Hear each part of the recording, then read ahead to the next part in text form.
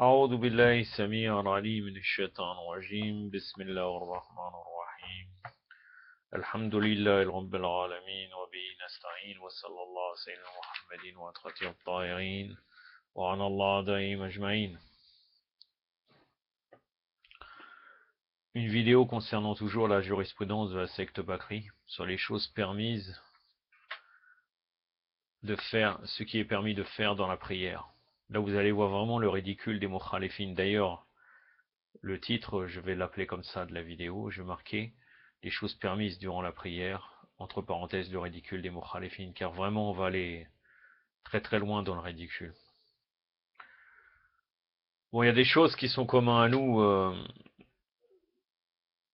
il est permis de pleurer, de gémir, bon ça c'est qu'un... Et la plainte, c'est lié à la crainte d'Allah dans la prière. Mais là, il y a une deuxième chose, dans Fiqh Sunnah, toujours la page 342, le tome 1, le fait de se tourner pour un besoin. Vous allez voir la contradiction dans le même chapitre, hein. Là, ils disent que d'après Ibn Abbas, lorsque le prophète sallallahu alayhi wa sallam voulait se tourner en priant, il se tournait la tête à droite et à gauche, c'est-à-dire comme ceci, comme ça, pendant la prière. Mais il ne se tournait jamais le cou en arrière. Cette tradition est rapportée par Ahmed. De son côté, Abu Daoud a rapporté qu'une fois le prophète sallallahu alayhi wa sallam exécutait la prière en se tournant le regard parfois vers les collines. Abu Daoud a dit, il avait envoyé la nuit un chevalier comme garde vers ces collines. D'autre part, Anas ibn Sirin a dit, j'ai vu Anas ibn Malik s'élever le regard en priant pour contempler une chose. Cette tradition est apportée par Ahmed. Ça veut dire qu'au lieu de s'occuper de la prière, d'avoir la présence du cœur, d'après eux, le prophète aurait dit, bien sûr c'est totalement mensonger, aurait regardé direction d'une colline, où à cet endroit-là, il avait envoyé un chevalier comme garde vers ces collines.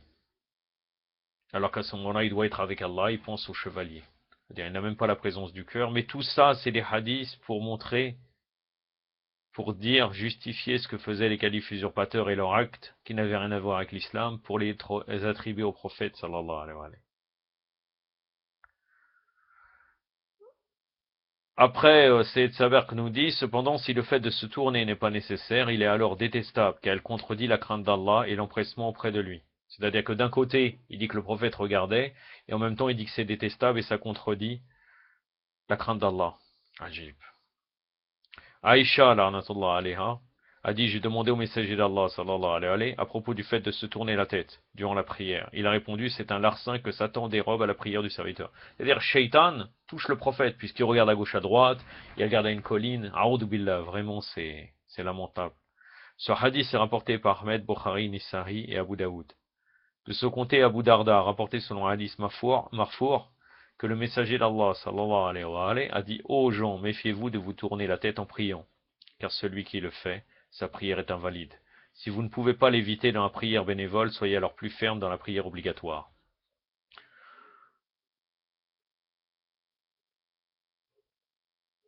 Dans le même sens, d'après Anas, le messager d'Allah, sallallahu alayhi wa sallam, aurait dit, méfie-toi de te tourner la tête durant la prière, car c'est un acte de perdition. S'il faut absolument se tourner, que ce soit dans les prières bénévoles et non pas obligatoires. Ça veut dire que dans les prières bénévoles, c'est autorisé, éventuellement, de tourner le regard. Oui, puisqu'en fait, même le mouvement, dans la prière obligatoire, la prière bénévole, mustahab, même dans Alul Bayt, est autorisé. Le fait de marcher ou autre, c'est pour la prière obligatoire que nous devons être sans mouvement. Ce hadith est rapporté par Tirmidhi qui l'a authentifié. Selon le hadith transmis par Al-Haris et Al-Ash'ari, le prophète sallallahu alayhi wa sallam a dit, Allah a ordonné Yahya ibn Zakaria de pratiquer 5 formules et d'ordonner les Israéliens de les pratiquer. Parmi ces formules, Dieu vous ordonne de faire la prière et ne jamais tourner la tête en priant, car dans cet état, Allah se met face à face avec son serviteur tant qu'il ne se détourne pas la tête. Ce hadith est rapporté par Ahmad et Nesahi. Donc on se demande, puisqu'il va dans le sens, apparemment Sayyid Saberk, de ne pas tourner la tête, pourquoi auparavant il raconte comme quoi le prophète aurait tourné la tête. En vérité, il est enfermé totalement par les hadiths comme il me semble qu'il était un savant traditionnel d'El-Azhar, pour lui, comme c'est une tradition rapportée de Ahmed, le fait qu'il tournait, non, c'était d'Abu Daoud, non, Ahmed, le fait qu'il tournait à gauche et à droite, et aussi Abu Daoud avait dit aussi qu'il regardait vers les collines.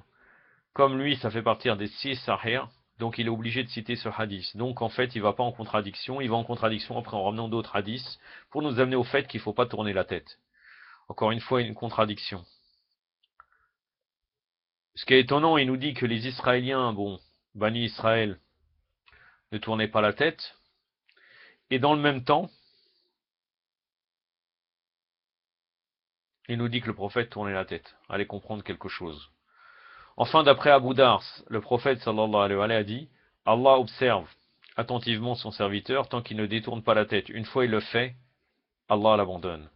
Comme quoi le prophète aurait été abandonné par Allah. A'udhu billah. Et regardez, le plus étrange, c'est que les mêmes personnes, ce hadith est rapporté par Ahmed et Abu Daoud qui a dit que sa chaîne de transmission est authentique, les mêmes qui ont rapporté que le prophète tournait le visage, ils ramènent aussi ce hadith comme quoi il ne faut pas tourner le visage. Étonnant, vraiment c'est très étonnant. Tous ces commentaires concernent seulement le fait de tourner le visage, mais il s'agit du corps. Mais s'il s'agit du corps tout entier, de façon qu'on détourne de la direction de la Qibla, seront la prière invalide, qu'elle contredit à condition de se diriger vers la Qibla. Donc Saïd Saber veut nous dire comme quoi, en vérité, et ces traditions même qu'on a citées avant, ça concerne uniquement de tourner la tête, mais c'est pas le corps entier. Une contradiction totale. Maintenant, vous allez rire, comme quoi pendant la prière, on peut tuer, il est permis de tuer la vipère, le scorpion, les guêpes et tout ce qui est nuisible, même si ça nécessite un grand travail. Pendant la prière, on est en train de faire un grand travail de tuer les, c'est-à-dire c'est nous les, comment on dit, les bombes là qui permettent de tuer les, les insectes nuisibles, c'est nous qui le faisons. Un grand travail, même pendant la prière, on s'occupe de ça. D'après Abu Huraira, le prophète sallallahu alayhi wa sallam a dit, tuez durant la prière les deux noirs, la vipère et le scorpion. Ce hadith est rapporté par Ahmed, des auteurs des Sunan, il est bon et authentique. Maintenant, vous allez voir, il est permis aussi pour eux de marcher une petite distance en cas de besoin. Ouais, tant qu'à faire. Hein. Aïcha a dit, le messager d'Allah, sallallahu alayhi wa sallam, priez à la maison, la porte fermée. Une fois, je suis venu frapper à la porte, voulant entrer, alors il a marché, ouvert, puis retourné à sa place. C'est-à-dire, il s'occupe de Aïcha qui frappe à la porte, au lieu de s'occuper d'Allah, azawajal. Puis il a continué sa prière. Aïcha a décrit la porte et était à la direction même de la Qibla. C'est-à-dire en direction de la Qibla, donc il marche vers cet endroit-là, il ouvre la porte et il revient. Cette tradition est rapportée par Ahmed, Abu Daoud, Nisaï et Tirmidhi qui l'a considérée comme bonne. Il y a preuve également dans ce qu'elle a rapporté que le prophète sallallahu alayhi wa sallam ouvrait la porte dans sa prière si quelqu'un frappait, mais à condition que la porte soit devant lui vers la direction de la Qibla, à sa droite ou à sa gauche. Il ne tournait pas le dos à la Qibla. Darqoni a rapporté cette tradition. Oui, c'est-à-dire on fait tout sauf s'occuper d'Allah azawajal. On ouvre les portes, étonnant vraiment. Bien sûr, tout cela est faux. D'après Asraq ibn Qais, Abu Salama al-Azari était à Ahwaz. C'est une ville en Irak. Il me semble qu'il a fait une erreur. Bon, Ahwaz, sauf si éventuellement il y aurait une partie en Irak. Mais Ahwaz, c'est au sud de l'Iran. C'est une ville arabe de l'Iran. Mais bon, peut-être qu'il n'a fait que rapporter à l'époque ça appartenait à l'Irak. C'est possible. D'après Azraq ibn Qais, Abu Salama al-Azari était à Ahwaz, sur la côte d'un fleuve. Il a fait la prière en tenant la bride de sa monture. Cette dernière commença à reculer, il recula avec elle. Un homme des Kharijites dit, oh mon Dieu, quelle prière! Terminé, Abu Salama lui répondit, j'ai entendu ce que tu as dit, j'ai expédié avec le messager d'Allah 6 ou 7 ou 8 fois peut-être, et j'ai vu combien il facilitait les choses. Mon recul n'est plus facile que l'égarement de la monture.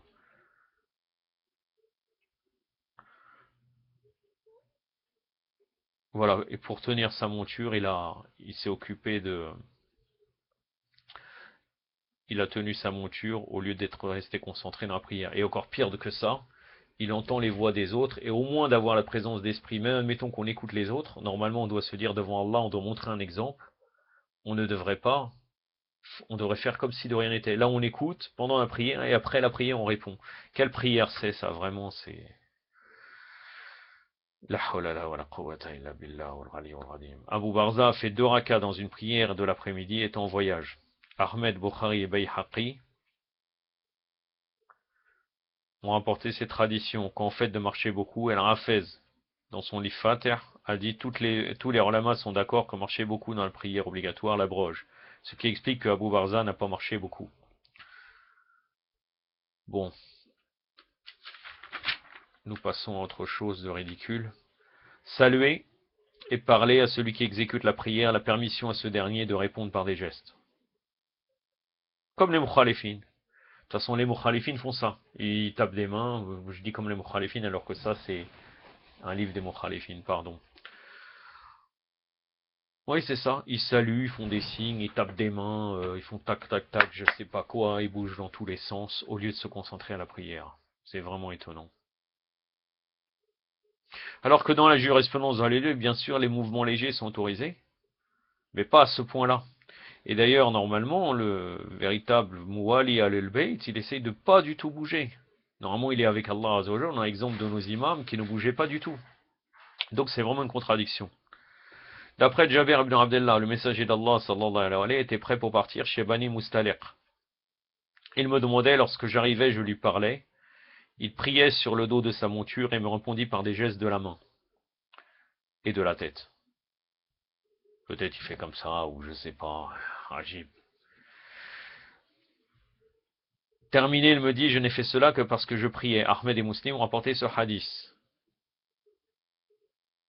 D'après Al-Bayt, si un salut nous est dit, on dit salam Allah alaykum, quelqu'un nous salue, on répond de la même manière. On dit salam Allah alaykum ou salam alaykum si on sait que ça nous est adressé. Mais bien sûr, c'est un salam qui doit venir d'Allah Azza wa Jal. On le salue, on répond même pas, on dit pas alaykum salam, on répond exactement comme il nous a dit. Si on sait que ça nous concerne nous, si un groupe de personnes, on ne doit pas répondre dans la prière. Mais là, carrément, il bouge la tête, d'après eux, il bouge la tête, il fait des gestes pour montrer qu'il salue la personne, au lieu de s'occuper de sa prière. C'est vraiment étonnant. Vraiment, il rabaisse le prophète, sallallahu alayhi wa sallam. Abdullah ibn Omar a rapporté d'après Suhaib, j'ai passé par le messager d'Allah, qui priait. Je l'ai salué, mais répondu par des gestes. Normalement, même quelle personne intelligente, il le salue, il voit le prophète. Normalement, s'il voit qu'il est en prière, on respecte sa prière, on va pas le saluer, on le salue après. Dans le charia, c'est pas obligatoire de saluer la personne, c'est obligatoire de répondre au salut. Mais de saluer en premier, ce n'est pas obligatoire. Bien sûr, celui qui salue, il ramasse plus de récompenses, mais il n'est pas une obligation de saluer la personne. C'est obligatoire de lui répondre.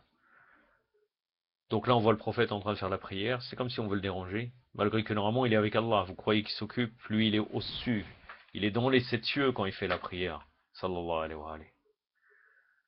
Il est même peut-être en dessous de l'arche, en dessous le trône d'Allah Azza wa Jal. Il n'est pas du tout avec nous. Donc qu'est-ce qu'il va s'occuper de répondre? Ahmed et Tirmidhi ont rapporté ce hadith. Tirmidhi l'a authentifié. Il a rapporté également, j'ai dit à Bilal, comment le prophète sallallahu alayhi wa sallam répondit-il aux salutations? Par des gestes de la main, répondit-il. Ahmed et les auteurs des Sunan ont rapporté ce hadith. Tirmidhi l'a authentifié. D'après Anas, le prophète sallallahu alayhi wa sallam répondait aux salutations par des gestes. Ahmed, Abu Daoud et Ibn Khuzaymah ont rapporté ce hadith. Sa chaîne de transmission est authentique. Toutes sortes de gestes sont rapportés d'après le prophète, sallallahu alayhi wa sallam, que ce soit des gestes par la main, par la tête ou même par le doigt. Étonnant, il fait des gestes comme ça, je sais pas, ajib. Rappeler l'imam. Donc maintenant, nous arrivons à rappeler l'imam, les choses qui sont permises. Si l'imam l'oublie un verset dans sa prière, le croyant derrière lui élève la voix de lui rappelle, s'il avait récité une quantité suffisante ou pas. D'après Ibn Omar, le prophète sallallahu alayhi wa sallam, en récitant le Coran dans une prière, c'est pour ça que j'ai cité ça, c'est autorisé de répéter, de corriger la personne. Mais comme quoi le prophète aurait oublié un verset. Quand il termina, il dit à Obeil, tu n'étais pas avec nous dans la prière. Si, répondit Obeil. Pourquoi alors ne m'a pas rappelé le verset? Répliqua le prophète, sallallahu alayhi wa sallam. Abu Daoud et d'autres ont rapporté sur hadith, ces transmetteurs sont dignes de confiance, le prophète oublie des versets, vraiment. L'arnatullah alayhum. Louer Dieu au moment de l'éternuement ou d'une bienfaisance, qui est permis d'après eux. Quand au bâillement, il est recommandé de l'étouffer. Dans le livre de Bukhari, Abu Huraira a rapporté d'après le prophète, sallallahu alayhi wa sallam, celui qui bâille dans la prière, qu'il étouffe son bâillement, parce que c'est de Satan, de Shaitan.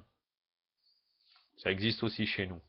D'après Rufa' ibn Rafir, je priais derrière le messager d'Allah, j'ai éternué, alors j'ai dit, louange à Allah, des grands louanges bénis et agréables. Lorsque le prophète termina sa prière, demanda qui a parlé durant la prière.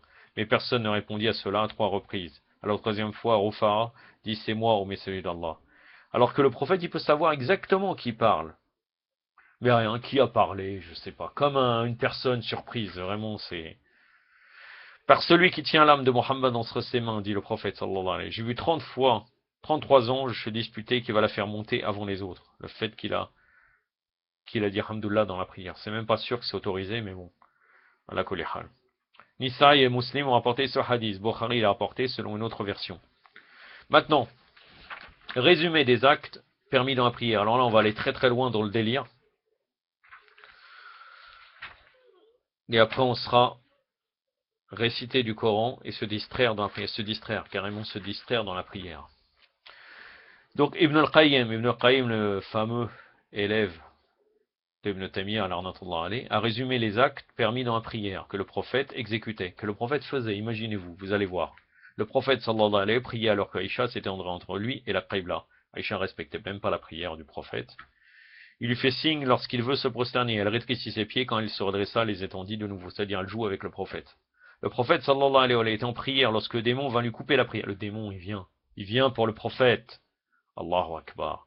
Il le prie et l'étrangla de manière que sa salive s'écoula sur sa main. C'est-à-dire, le shaitan, il est une personne, être humain, il l'attrape comme ça. Vraiment. Et après, il a de la baffe qui coule. Vraiment, c'est...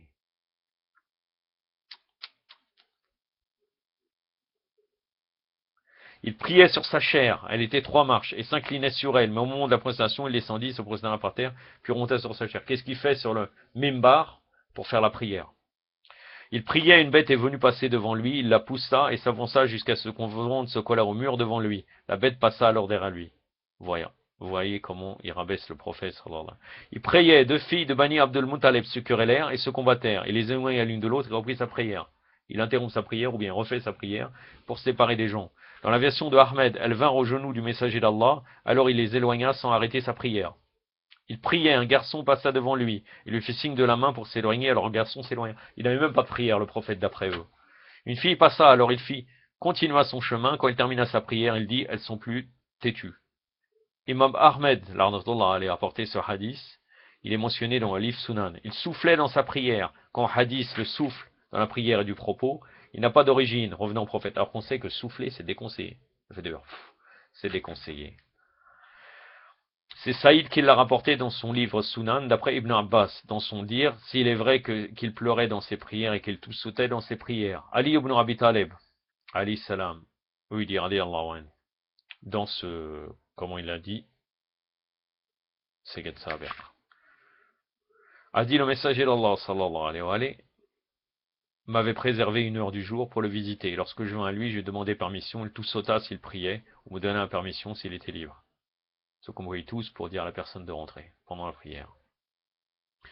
Ahmed et Nisaï ont rapporté ces traditions. La version de Ahmed, je passais chez le prophète, sallallahu alayhi wa sallam, matin et soir, il m'avait préservé une entrée, et tout sautait s'il priait. Ahmed a rapporté ces traditions, et l'a appliqué, et tout sautait dans sa prière et ne trouvait pas ceci abominable. Il priait nu-pied, et parfois portant des semelles. De même, Abdullah ibn Omar a ordonné qu'on prie en portant des semelles pour contrarier les juifs. Il priait en portant une seule robe et parfois 2. Ce cas a été répété. Chez les Wahhabites, ils attribuent Moussa comme s'il est juif, puisque quand Moussa alayhi salam wa afdala salat ala Muhammadin wa ali Muhammad a rencontré Allah azawajal, quand il a vu dans le buisson ardent une manifestation d'Allah azawajal, Allah lui a dit enlève tes sandales. Donc il dit nous on fait le contraire, on prie avec des chaussures. Là vous voyez Abdullah ibn Omar qui dit comme quoi on pourrait porter des chaussures dans la prière. Il ordonne qu'on porte des semelles. Donc il rapporte ça pour dire que le prophète faisait la même chose. Des fois il priait nu, des fois il portait des chaussures, bien sûr, chose qui est fausse. Il priait nu, avec ses pieds nus. Maintenant, réciter du Coran.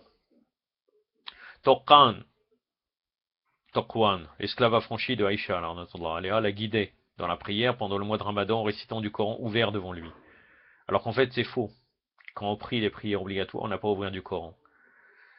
Et ça n'est pas autorisé. C'est les prières mustahab, que des fois il y a des sourates particulières à réciter, qu'on ouvre le Coran devant nous.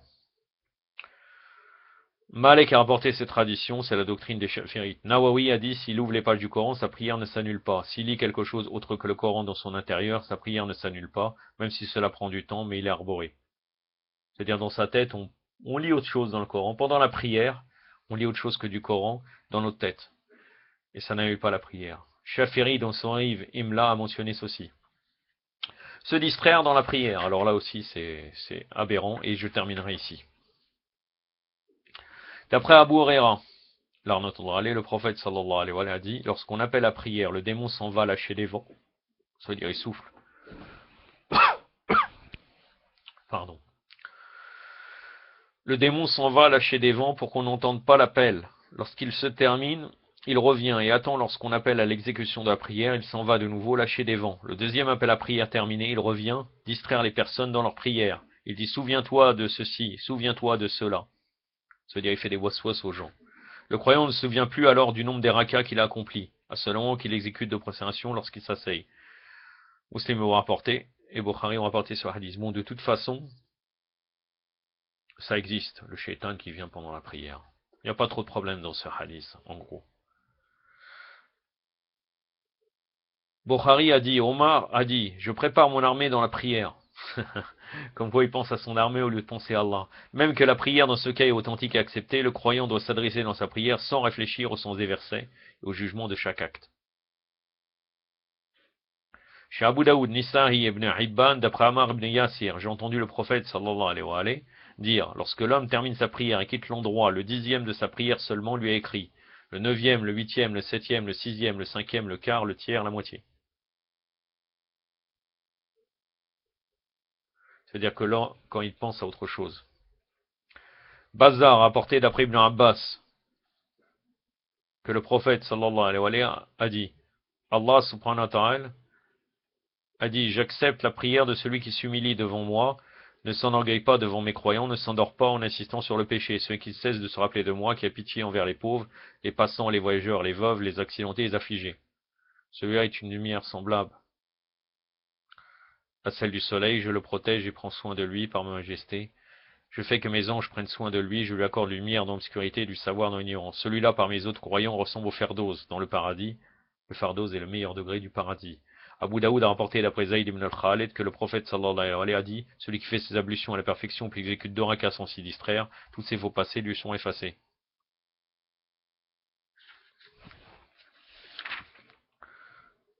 Là, vous allez voir quelque chose de ridicule. Là, dans ce hadith, il n'y a pas de problème. Muslim a rapporté d'après Osman ibn Abil As, j'ai dit au prophète sallallahu alayhi wa sallam, ô messager d'Allah, le démon me vient dans la prière, il me distrait dans ma récitation. Alors le prophète sallallahu alayhi wa sallam répondit, ce démon s'appelle Khanrab. Lorsque tu le sens, demande le refuge auprès d'Allah contre lui, crache 3 fois à ta gauche. C'est-à-dire pendant la prière, tu craches. Vraiment. C'est fou. Le ridicule. De même, on avait rapporté d'après Abu Huraira que le prophète sallallahu alayhi wa sallam a dit, Allah, à lui l'omnipotence et la majesté, a dit, j'ai partagé la prière avec mon adorateur. Alors si le croyant dit louange à Allah, Seigneur des mondes, là c'est juste, il dit voilà qu'est-ce que ça veut dire à chaque fois qu'il fait le Fatiha, qu'est-ce que Allah dit. Ce n'est pas vraiment dans notre sujet.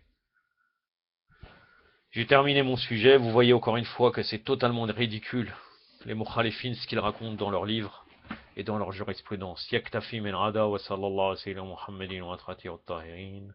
Wassalamu alaikum wa rahmatullah.